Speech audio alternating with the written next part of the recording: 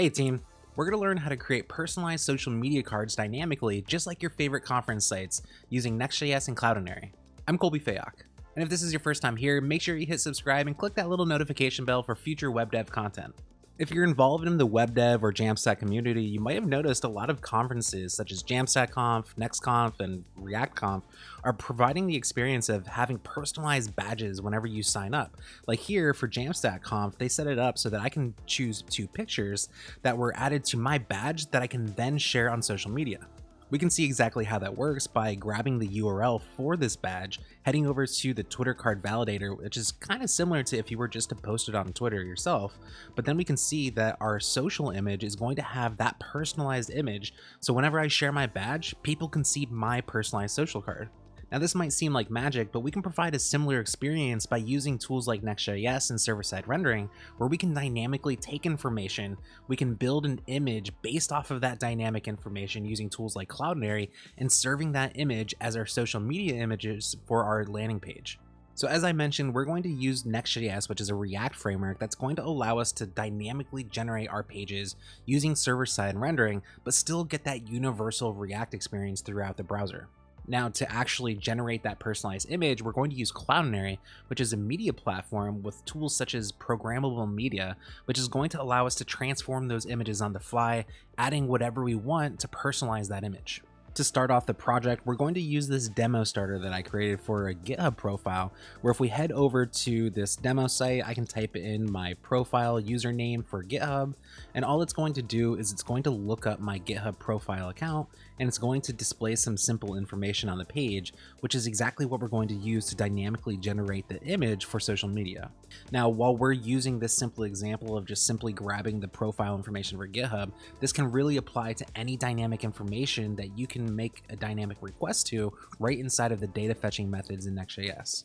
So to actually get this project started, we can head over to this GitHub site where I'll include this in the description if you want to follow along. But what we're going to be able to do is copy this command for yarn create next app, where we're going to grab this demo GitHub profile starter, and I'm going to paste it right into my terminal, where I'm going to then append a final my GitHub profile site, where what that's going to do is it's going to create a new project in that my directory, where it's going to use Next.js to first clone down that existing project. It's going to then install all the dependencies that I need for that project, and it's basically going to prep that project so that we can dive right in. And once it's done, I'm going to cd into that new directory, and I'm going to run yarn dev, which is going to spin up a local development server at localhost 3000 by default, which I can then open inside my browser, where once the page loads, we can see the same app that we just saw online from that demo starter, where if I enter in my username, we're going to see my GitHub profile. Now, we're not going to spend too much time on the code out of this default starter, but if we open up the source directory, go to pages, user, and open up this username.js, which we can see by these brackets means that it's a dynamic route, we can see that all we're doing here is at the very bottom of the page, we're using get server side props, where based on that dynamic value, which is the username, we're grabbing the GitHub profile of that user, and we're passing it as a data prop right into our React application, where we're then rendering that out to the page. So what we're going to do is we're going to use our information that we already have from our GitHub profile to dynamically generate an image URL and pass that into the application, which we'll use as our social media image. Now, to actually start off, we're going to need an image that we're going to work with. And here I created this basic design that we're going to use for our social media image, where we can see that I have some dynamic values in here with my name, my profile information, and I even have my avatar over here. But we can see there's also some static things that aren't going to change, including this planet in the background, which I grabbed from github.com, the GitHub logo, and the Octocat icons. But what we can do is we're going to hide all that dynamic information, because what we want to do first for generating our image is create that background that we want to use, where we're going to overlay all the dynamic stuff on top programmatically. So I'm going to grab this right inside of Figma, and I'm going to save this out as a ping that I'm going to then upload to Cloudinary. Now, if we head over to Cloudinary and we head over to our media library, we're going to want to upload this image. And we can see that I already have this image in here from a previous demo that I created for this project, but I'm going to do it again so we can see how we're going to do this. But we're going to click the upload button, and I'm going to browse for that image that I saved locally, and we can see it's exactly the same as I saw in Figma, I'm going to select that image, and it's going to automatically upload that image to Cloudinary. Now, once we upload it, there's not much more that we have to do inside of Cloudinary, but what we want is we want to find the public ID, which is going to be this value that we get if we navigate to that image, where we can see right at the top that it used the file name along with a random ID, which is going to represent that image when I want to look it up with Cloudinary. So now that we have our image, we want to dynamically build this and grab a URL inside of our application. And to do that, we're going to use the Cloudinary Node SDK. If we head to the Cloudinary documentation, we can see that we're going to similarly use this, just like this example here, where we're going to pass in the public ID, which we just saw before, along with all of our configuration, which is going to be able to generate our image for us. Now, to actually install this, we can head down to the installation where we're going to run yarn install or npm install, where we can grab that Cloudinary package. So inside of my terminal, I'm going to run yarn add Cloudinary, and just like any other npm package, it's going to go out and grab that and install it locally to my project. And once it's done, I can spin back up my development server and be ready to go. Now, if we look more into how we can actually start to import this into our project, we can see that we have two options here, where we have the require Cloudinary, which is pretty standard, but we also have v2, which we're going to use v2 in our implementation. And we can see that it's going to be the property of that imported module. So if we head to our file, our username file, we're going to scroll back all the way to the top, and we're going to start to import that. But what we're going to do is, because we're using an import statement, we have to write that slightly differently, where we're going to say we want to import destructured v2 as Cloudinary. We're going to say from Cloudinary. That way we can have it just like we would have it if we were using that require statement. But now that we have Cloudinary imported, the first thing we want to do with Cloudinary is actually configure it for our own account. So I'm going to grab that and copy it. I'm going to head all the way back down to get server-side props, and I'm going to add a new line here where I'm going to say cloudinary.config, where I'm going to pass in a new object, where I'm going to want to pass in a property of cloud_name, which we're going to grab that value now straight from Cloudinary. If we head back to Cloudinary and go to our dashboard, we can see right at the top that we have our account details, particularly our cloud name, which is exactly the value that we want. Now, make sure you're using your own cloud name, not mine, as my account's limited, and you want to make sure you get all the free bandwidth you can from Cloudinary, rather than everybody trying to use my limited account. So I'm going to grab my cloud name. I'm going to paste it right into my configuration as a string, where then we can get started actually building our URL. So now I'm going to say I want to create a new constant of Cloudinary URL, where I'm going to set that equal to cloudinary.url, where we're going to first pass in that public ID, which again, I can copy from right inside of that media item when I navigate to it inside of Cloudinary, paste that in as the string, but then I'm going to add a second argument of a new object, which is where I'm going to configure what this image is actually going to produce.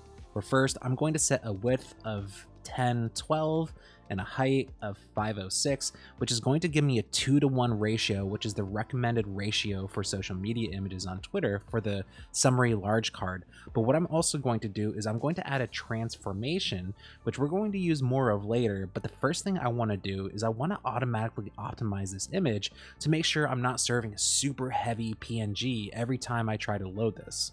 So with Cloudinary, I can say I want my fetch format to be auto, which means it's going to try to serve modern formats if it can to that particular browser or the requester. But then I'm going to say I want my quality to also be auto, where it's going to automatically compress that image to something that's not going to actually destroy or ruin what it looks like. But now let's pass this in as a prop and actually see what's actually happening. So I'm going to create a new prop, and I'm going to call this my OG image URL, since we don't want to be super specific calling it our Cloudinary URL. And I'm going to go all the way to the top of my component or my page, and I'm going to pass that in as a new prop, where let's actually add this to the page. So if I scroll down a little bit, I'm going to duplicate this header, and let's say that we're going to want to share this profile, where let's create a new image with the source going to be that OG image URL with an empty alt for now. But we're going to also say that we want our width to be 506, which is half of that actual 1012. I'm going to say half of 506 is 253, just so that we're not showing a huge image right in line amongst everything else on the profile. And we can also say for the alt, maybe we're going to just call this social media image. But if we reload the page and we start to scroll down, we can see that exact same image that we uploaded right on the page. Now, of course, we haven't actually done anything to it yet, but we can inspect it and we can see that it is indeed coming from Cloudinary. And we're also passing in that width and the height along with the auto parameters so that we are getting an optimized image that we can then use for whatever we want inside of the application. So now that we have our base image, we want to start to apply the dynamic bits to it from our GitHub profile. So how about the first thing we're going to do is we're going to overlay our avatar image on top, just like we did in Figma. So to do this, I'm going to create a new object on my transformation array. I'm going to define a property of overlay where I'm going to specify a URL because I'm going to use a remote URL to do this. And I know that on this user object, I actually have my avatar URL, which we can see right inside of our profile here. And I'm going to use that same exact value and I'm going to paste it in as my overlay URL. Now, if I do nothing else to that overlay, we can see that it just kind of plops it right in the middle at the same size that it was originally rendered at. So while this is getting us progress, this isn't exactly what we want. So now we want to transform that overlay to actually look visually like we have inside of Figma. So if we head over into Figma and I re-enable this layer, we can see a few things here. First of all, the width and the height of this image, which it might be too small for you to see, but it's 250 pixels. Also, we can see that from this top left corner, if we want to position it properly, we can draw a little square here where let's say that to get to the top and the left side of that circle is going to be about 144 pixels wide and 95 pixels down. So we can use those values to actually position it properly inside of our dynamic image. So to do this, we want to define our transformations for this overlay by providing a new object on our transformation array where this is going to apply to the overlay. So we're going to say we want to pass in flags of layer apply, where then we can start adding our configuration for this overlay, such as width of 250, our height of 250, in order to make sure that it's anchored to the top left instead of the center of the image.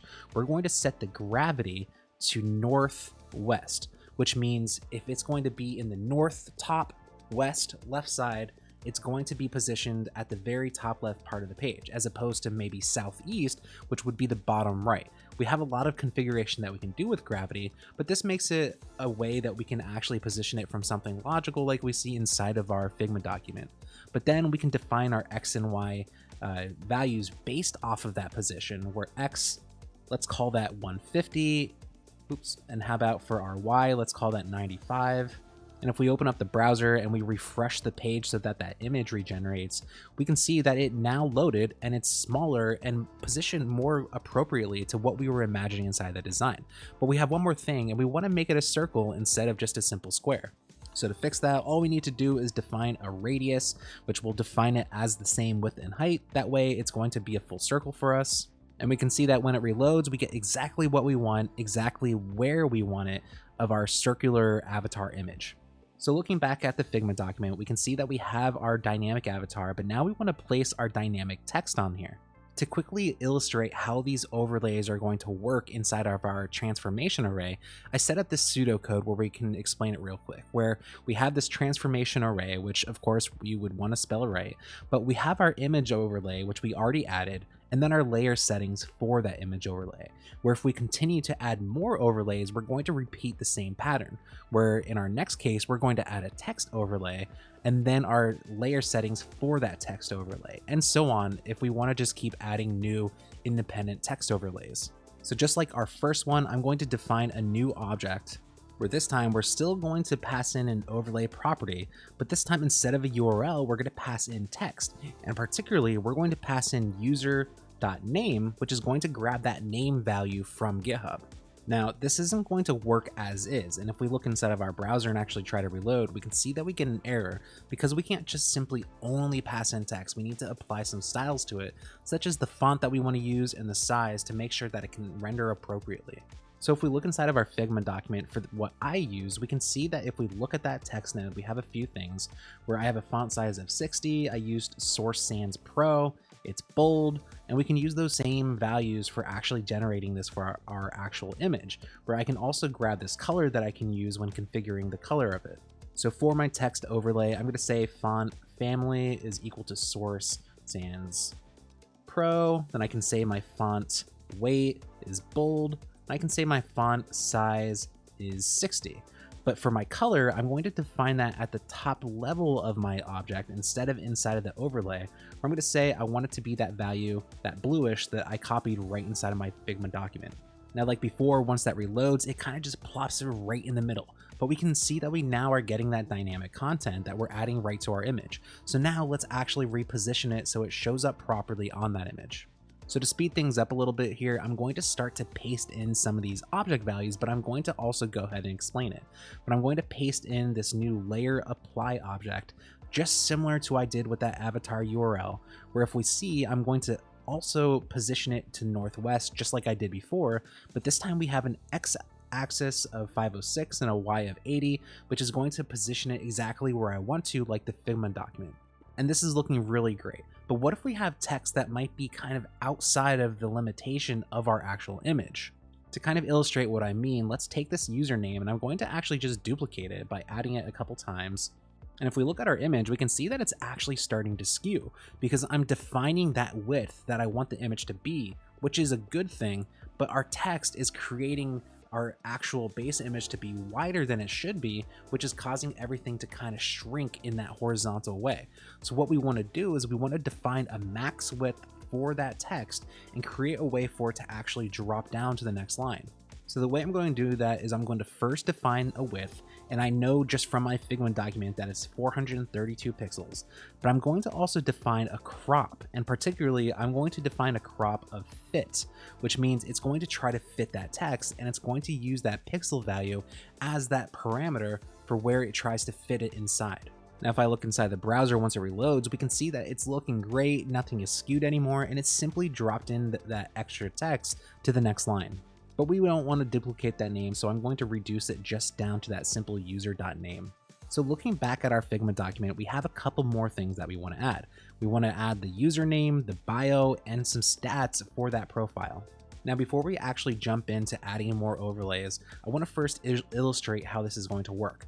Now, as we saw before, that we can continue to keep adding these overlays as many times as we want, but what that's going to do is it's going to allow us to independently position all those text overlays into the actual image document. But the issue here is, what if that text does drop down to the next line? Because each of those text layers are independent, they're not going to be able to respect that positioning of the increased height when things need to drop down. So instead, we want to create a mechanism where anytime we have a text overlay, if the line above it drops down, we want the rest of that text to drop down. Now, to do that, we're going to actually nest our text overlays. And the way that that's going to work is, instead of just continuing to append that at the end, we're going to nest that inside of our text overlay. So if we see here, we have the opening of our text overlay, which is going to be that first overlay definition. And then we have our closing, which is going to be the layer settings. Now, once inside those nested overlays, we can add those as many times as we want as well. And they're all going to be respected to the actual parent overlay that we create inside. Now, as I know this is definitely a little bit confusing, let's illustrate it a little bit more to this other example, where we can see our social media card here, where we're going to have my name, the username, the bio, and the stats, where we can kind of see more about how this works. Now, in React terms, we're used to the opening and close tags, where we can see overlay 1 is the opening of this first object, and the closing is going to be this flags object that we're going to pass in. But we can see nested inside, we have each of our own individual text overlays that are going to apply to the different lines that we have inside of this image. If you want to take a closer look at this image that I have here to help illustrate this for you, check out the link to my article inside of the description, which has this image embedded towards the bottom of the page. But with that said, let's start to actually nest these text overlays. So I'm going to grab this first object, I'm going to simply paste it in, but I'm going to paste it in between the opening and the closing of that first text node. Now, just to make sure this is a little bit easier to comprehend, let's just indent this, and that indentation is going to provide no value except for just to help us kind of visualize how this is working. And let's also update this to user.login, because we want to show the username instead of the actual name twice, where let's add that @ symbol in front, and let's see how this actually shows up first. Now, if we look at our Cloudinary document, we can see that this kind of looks messed up, but that's also because we didn't add the closing layer configuration for that new text node. So I'm going to also duplicate that flags object and re-indent that just so that we can still visualize how that's actually working, where this new text node is nested inside that parent text node. But we also want to change how this works because this is going to be relative to our original text node. So to start, let's get rid of this X and Y value, keep it to the gravity since we'll use that just to start. If we look at our image, we can see that it does exist. It's a little bit hard to read, but we can see that it's overlapping onto our existing text. So what we want to do is we want to push it down so it goes the 100% height of our existing text and then a little spacing on top of that so that we can clearly position it relative to that original text. So the way that we're going to do that is I'm going to specify only my Y property, and I'm going to say I want to use H, which is going to stand for height, and it's going to be the height of that parent, and I'm going to be able to add a plus sign plus 10, which is going to add 10 pixels, and we're able to add that arithmetic right inside of this property, which makes it super powerful for creating this dynamic content. But we're pretty much saying that we want to take the height of this text, we want to add 10 to it, and that's going to be our new Y position inside the document. And we can see that's exactly what it did. It moved down to the height plus 10, and we can now see our @KolbyFayok, and all we need to do is style that now. So while the spacing isn't going to be perfect as we're working through this, we can click on this and grab some of our values where we can see this gray that I want to use. I'm going to copy that, but we're using Source Sans Pro like before. It's a size of 34, but this time it's semi-bold. So I'm going to change the font size to 36. I'm going to update the font weight to semi-bold, and we're going to update the color to that new gray. And once it reloads, we can see that it's starting to work exactly how we want.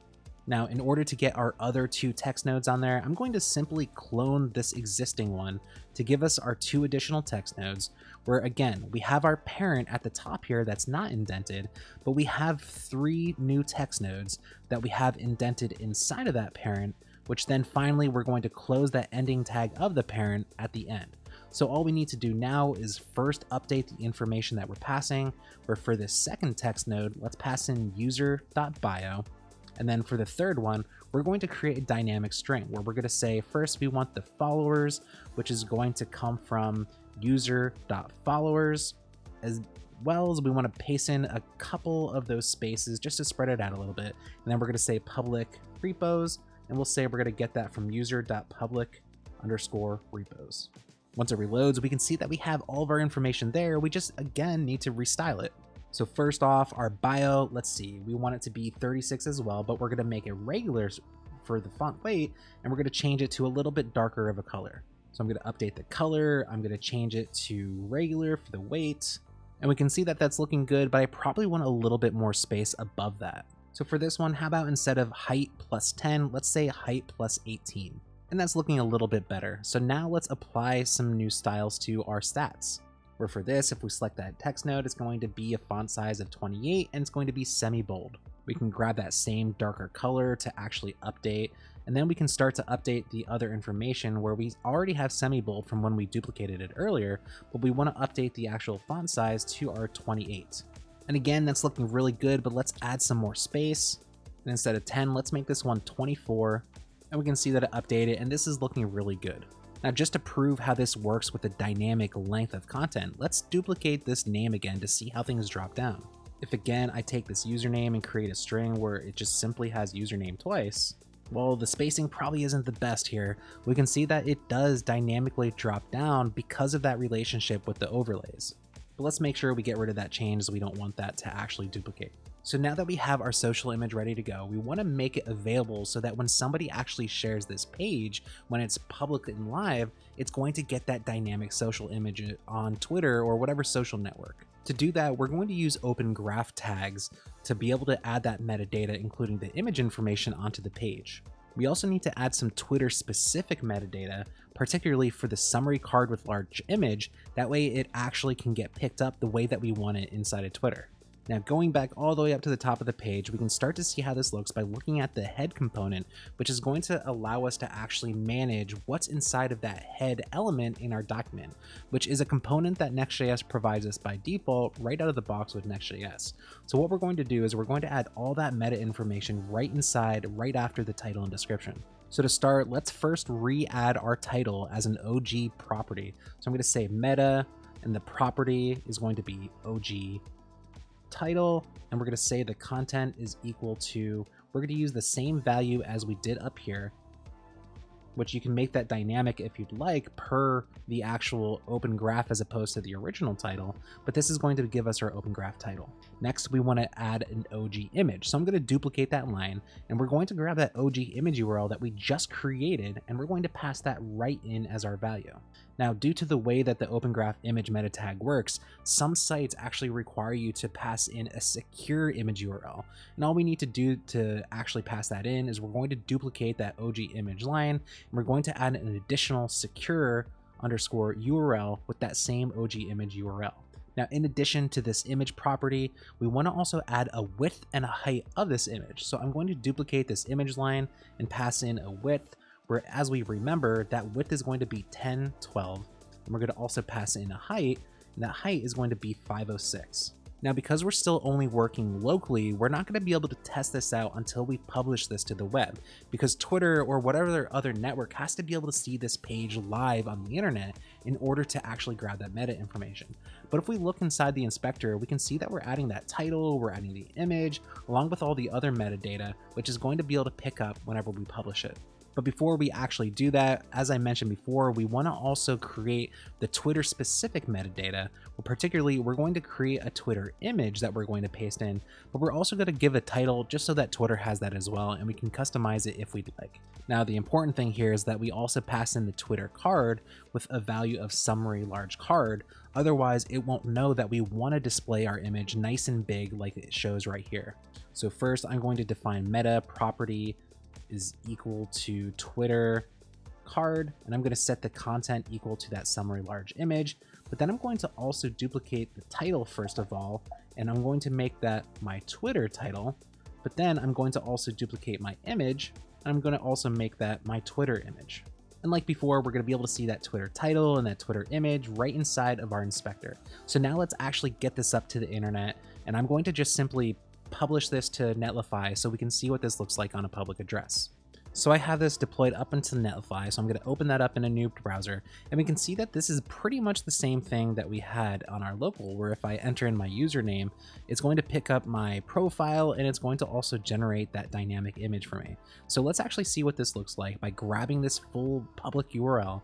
I'm going to go to Twitter card validator, which is my handy way of being able to preview what these social images actually look like without having to actually post to Twitter.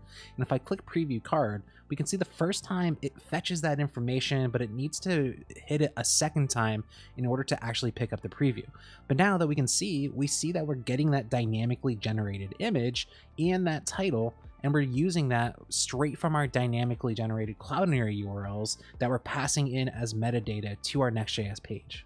Now, just to prove that this works, let's pull up the trending developers on GitHub today, where let's just grab the first person, which is Rappies1. I'm going to grab that username. I'm going to head over to my profiler. I'm going to enter in the address, and we can see that while the description here is a little bit too long for what I have here, we can see that it is dynamically generating it. So let's take that URL, head over to our card validator and hit preview card. And we can see, just like it did for mine, we need to reload that preview twice, but when we share that profile, we get that dynamically generated social media card. The cool thing though is we can take this concept and really apply it to whatever we want. Like I mentioned, conference websites are using this to personalize a web ticket for people to share on social media, where you can take any kind of information that you can dynamically request inside of the Next.js data fetching methods, grab that information, build it into a Cloudinary URL, pass it into your application, and use it to actually be able to show these dynamic cards. Now, if you want to take this a step further and maybe add a share on Twitter button, where if you click it, it automatically opens up a new tweet along with that URL and that dynamic preview, check out my article on spacejelly.dev, which you can find right in the description, where I walk you through most of the stuff you've seen here today with that bonus step of creating that button. What's your favorite use case for dynamically generated social cards? Is it for the cool conference tickets like we see for the Jamstack Conf and ReactConf? Or is it just simply generating personalized cards for blog posts that you can use for social media? Let me know in the comments. If you want to learn more about generating dynamic metadata for SEO in the Next.js app, check out my video React SEO for Next.js, where I teach you how to write dynamic SEO meta tags. Or if you want to learn how you can create dynamically generated blurred placeholder images in Next.js with Cloudinary, check out my video Next.js image with Cloudinary, where I teach you how to create those blurred placeholder images. If you like this video, make sure you hit thumbs up, subscribe, and click that little notification bell for future web dev content. Thanks for watching.